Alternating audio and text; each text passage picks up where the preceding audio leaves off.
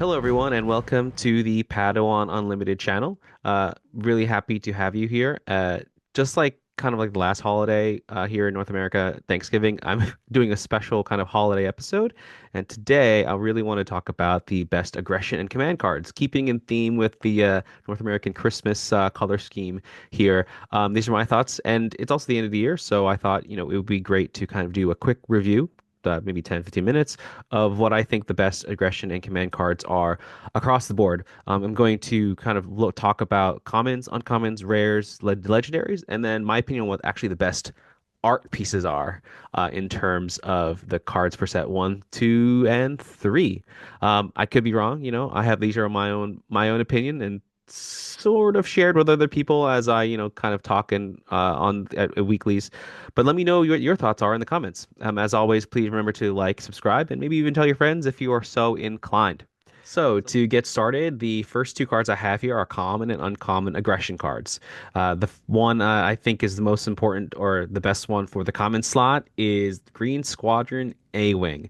This card has seen a lot of play in a lot of formats across the three different sets, so the meta has changed several times, but Green Squadron A-Wing always has a place in Red Heroism. It comes out at the first turn with a two cost raid two, so it can do three damage. This is like a critical piece of the space battle if you are playing, let's say, green, for example. But also in any red blue deck that you see, you're gonna have Green Squadron Raven come out, and I think that it has earned a place at the top slot for commons in aggression. If I go over to uncommon, this one, I kind of had to change my mind, and you're gonna hear why if you tune into the podcast episode tomorrow. But Cassian Andor, I'm gonna put it in as an uncommon, in the uncommon slot as the best one, best aggression card out of the three sets. It is a three cost, so you can play it on turn two with a 3/5 body. That is really strong because even if you ping it and you attack with three, for example, with Tarkin Town, it is still alive, so you have to do three different things to it to take it down. It has a smuggle cost for five, a little pricey, but in exchange, when you smuggle him out, you get to do damage immediately because he is ready. So if you play this at the end and your opponent has done all their actions, now you're just getting a free hit of damage on the second turn, which is really, really good, especially in the aggressive format. But also out of nowhere, you could play it late game after your opponent has maybe super laser blasted, and they use all the resources. You could just go in there, smuggle him out for five, and then play a three cost event card to hit even harder. So he is really good. And again, I didn't necessarily think that he was one of the best, but I was convinced yesterday during the recording for the podcast episode, which is coming out tomorrow. In terms of the command version, we're going to the dark side here. We're going villainy. Super laser tech, I think, is the best common out there. It's a three cost, 2/1, very weak, but the idea is that when it's defeated, it's a resource. This is critical for any green villainy deck to have ramp in order to get to the end game. You'll always see this. There's always interesting combos with ECL, and you hit a unit to get your resource right away. I think it's a no-brainer that Super Laser Tech has had a place in the meta, and I think will probably continue also to have a place in the meta. And it's common, so anyone can just kind of grab it. In the uncommon slot, it's hard to beat this card. Overwhelming Barrage for five cost. You could potentially wipe the entire side of the board if you have a pretty powerful unit in place. Again, this is one of those cards that in any green villainy deck, you kind of want to have all three, regardless. And then also kind of talking in similar themes to the other cards I shared, the hyperspace version of this actually looks really good. So these two cards I think are almost no-brainers to have in any green villainy deck. I was kind of debating whether or not to go a different direction with what I think the best cards are here, but in terms of ramp and also board clearing and defeating, you can't go wrong with these cards. Okay, so once we get to rares, there's a lot of good rares here, and I had to really think hard about this because I have my own biases. For example, like I would typically I want to say, Ewing reinforcements is probably the best green one, but in hindsight, or when thinking through on it, I had to kind of change my mind. But before I even get to that, if we go into the aggression side, Hotshot DL44 Blaster, one cost aggression, so it's agnostic of if you're, aligned to heroism or villainy, right? Attached to non-vehicle unit, it has a smuggle with a different cost or a different aspect, which is cunning, and then you get to attack. So you get out of nowhere, you can, wipe a unit. Hotshot Blaster has been kind of a staple in any cunning deck, right? Because you're going to be able to get that reach whenever you need it in the resource row. You see this a lot, and I think you're going to continue to see this a lot. This was really hyped when it first came out in the kind of the previews, and it's safe to say that it is still really, really good card that's used all the time. So, for me in the rare slot, there's a lot here. I mean, we could go Wrecker, we can go uh, um, um like heroic resolve, or any of these other red cards that you see in a lot of like aggro decks, but this one I think has the most versatility and is seen in a lot of other types of decks as well. And then relentless on this side, so the green rare slot is kind of hard for me to determine what's the best because there's so many good ones. I mean, like General Blade and the new one is really good. Like I said before, U-Wing Reinforcement I love to play. You could play with choose sides.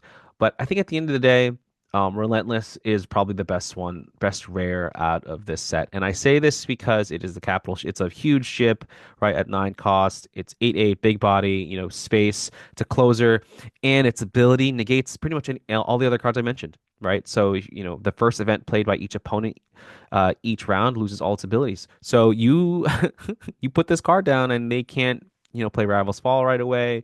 They can't play Perilous Position. They can't play U-Wing Reinforcement. They can't play Choose Sides. They can't play Command. They can't play any other, for the first round anyway, which gives you time to do something else.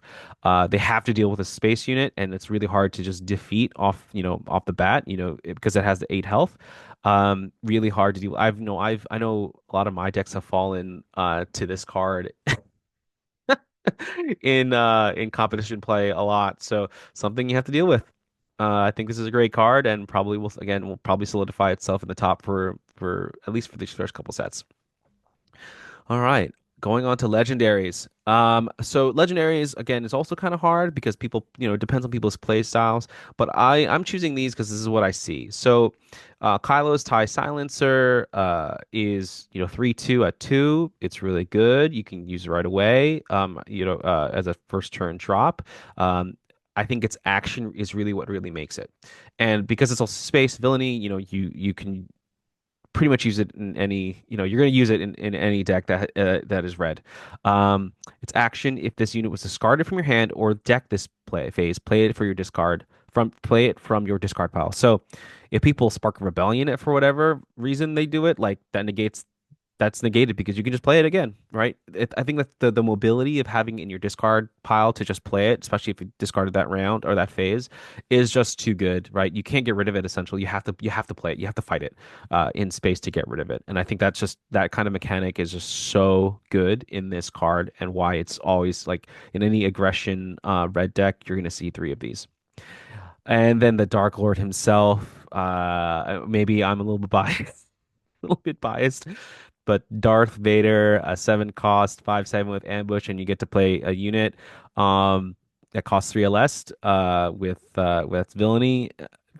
Dude, like Darth Vader came out of set one like as a must-have card for any green deck, and I mean it still has a place in the game. To say 2 sets later, some people might use Maul depending on like they have Underworld, but pretty much Darth Vader is going to be in that 7 slot ground if you need it. It's just too good. I mean, you get to ambush, you're going to defeat a lot of different units. It's Force, Imperial, Sith. Maybe not Sith so much, but Imperial Force is really good. 7 health, so it's really hard to kill. It's going to kill something or defeat something, then it's going to have to fight it again.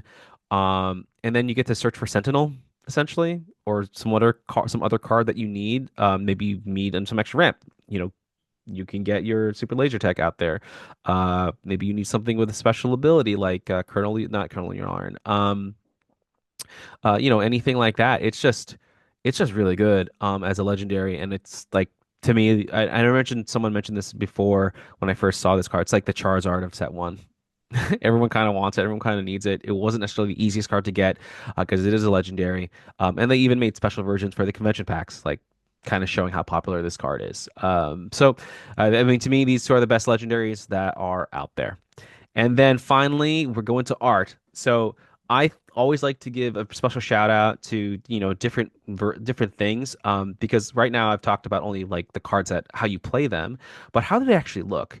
Um, if you are going after a master set like I am, at least for the first couple, maybe first set or two sets, I think these cards look so good. I mean, Force Lightning Hyperspace Foil is a gorgeous card. The lightning really pops out at you. It has a vivid it gives you a vivid imagery and feeling of like, oh my gosh, Darth Sidious is coming at you. I know not many people play Force Lightning, but if you do, oh my God, and if you get like Hyperspace Foils, it's gorgeous. It's a gorgeous card. And then, so for green, again, for this one, there was a lot that I had kind of as an opinion here, because a lot of them do look good. So like Home One, for example, Hyperspace or Hyperspace Foil looks really good. There's a lot, like a battle going around it. But I'm actually going for something a little bit more subtle. And the green version here, I think, Agent Callus. Hyperspace Foil is one of the best, if not the best looking card, green so far. Command. You have him, having in a firefight with somebody else.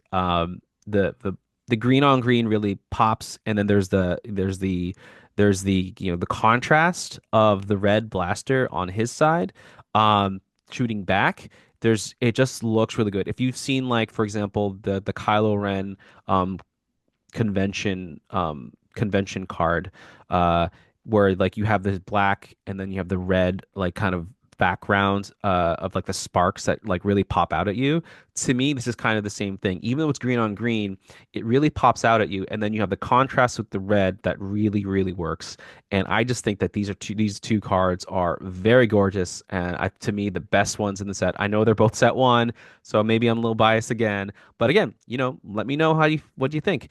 These are just my opinions. I look forward to hearing yours in the comments.